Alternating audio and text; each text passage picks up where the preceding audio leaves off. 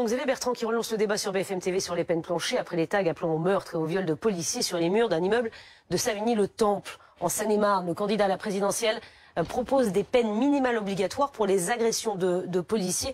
On va écouter ce que dit Xavier Bertrand. Jean-Christophe Couvi de SGP Police FO est notre invité. Merci d'être là. Je voudrais qu'on réécoute les mots de Xavier Bertrand. Votre réaction dans la foulée.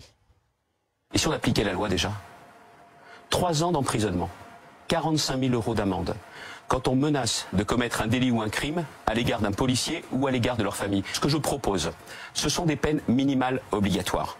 Quand on agresse physiquement un policier, un gendarme, mais aussi un pompier, à l'issue d'un procès, 1 an de prison minimum, sans sursis, sans aménagement de peine. Jean-Christophe Couvi, cette proposition de Xavier Bertrand, vous venez de l'entendre. Qu'en pensez-vous ? Écoutez, déjà cette loi existait, de 2007 à 2014, on l'avait appliquée, il y avait des peines minimales, dites peines planchées, sauf que les magistrats, à l'époque, avaient mis des bâtons dans les roues et avaient fait 62% de dérogation, entre guillemets. Donc le gouvernement de 2014 avait tout enlevé, pour des raisons idéologiques, en fait. Nous, ce qu'on demande, effectivement, moi j'ai pas envie que nos collègues, qu'on soit dans un mauvais épisode de Narcos, quand on voit vraiment ce qui s'est passé là, à Savigny-le-Temple. Bientôt, on va avoir des tueurs à gages, des sicarios qui vont peut-être s'occuper des policiers si on les embête un peu trop. Enfin, vous voyez, je trouve que là, le cap est vraiment arrivé dans l'inaudible et l'inadmissible. Pourquoi est-ce qu'on ne pourrait pas... Vous ne pensez pas, et je vous pose la question, que Xavier Bertrand, c'est une question, ne va pas un peu loin quand il parle d'1 an de prison ferme, sans aménagement de peine, sans sursis, 1 an de prison ferme pour des agressions de... Mais attendez, on parle des policiers, on peut parler aussi... Ah oui, mais non, moi ça me dérangerait pas que ces personnes-là fassent de la prison un enferme. Il faut qu'on sacralise le service public. On parle des policiers, mais il y a aussi les gendarmes, il y a aussi les pompiers qui sont agressés. Là, je pense que la société actuelle, elle est plus capable de supporter ça. Et pourquoi on ne ferait pas comme au Canada, qui ont été très malins, qui ont ciblé une 40aine de délits, où justement on a des peines incompressibles, des peines minimales sur ces 40 délits j'allais dire bien ciblés, et il faut peut-être un peu gratter un peu dans ce sens-là. Voilà.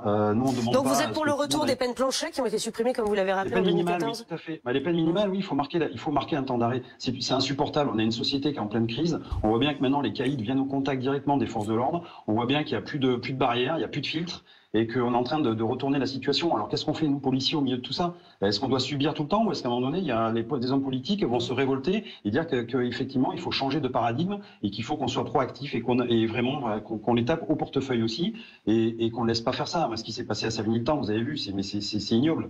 Enfin, comment on peut supporter ces choses-là? Voilà. Il faut changer de paradigme et il faut être beaucoup plus offensif. Et ça ne passera que par la justice, selon vous? Mais la justice, j'allais dire, c'est le bout de la chaîne pénale. Nous, notre job, c'est de remettre les délinquants aux mains des magistrats. Après, les magistrats, c'est à eux de transformer l'essai, j'allais dire. C'est eux qui doivent rendre En fait, quand on fait un jugement, c'est toujours au nom du peuple français. Et est-ce que le peuple français est d'accord avec ce que rend comme jugement la justice actuellement? Je suis pas sûr. Je pense que le peuple français, justement, attend qu'il y ait beaucoup plus de fermeté envers ces délinquants qui pourrissent la vie du quotidien de tous les Français.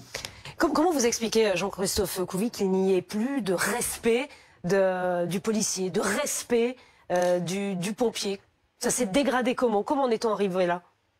Alors déjà, ça fait les 20 dernières années, mais surtout une date qui est à prendre avec importance, c'était 2005, c'était l'embrasement dans les banlieues. Les commissariats ont brûlé dans les banlieues, et derrière, au lieu de les rebâtir et de remettre des policiers dedans pour continuer cet effort-là, on les a carrément enlevés.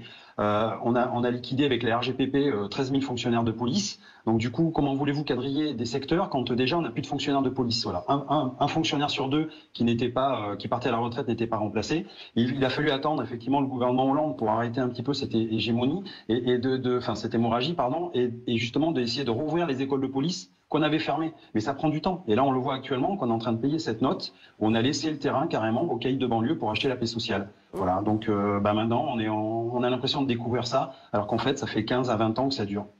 Vous avez laissé le terrain et vous le regrettez. C'est ce qui explique, peut-être, et c'est ce que vous nous dites, Jean-Christophe Couvi, la situation aujourd'hui, ce manque d'autorité, les policiers qui ont du mal à intervenir dans les banlieues ou qui se retrouvent confrontés à ces tags ou ces messages donc sur ces halls d'immeubles. Vous souhaitez des peines minimales. Merci beaucoup d'avoir été avec nous en direct sur BFM TV. Merci à vous.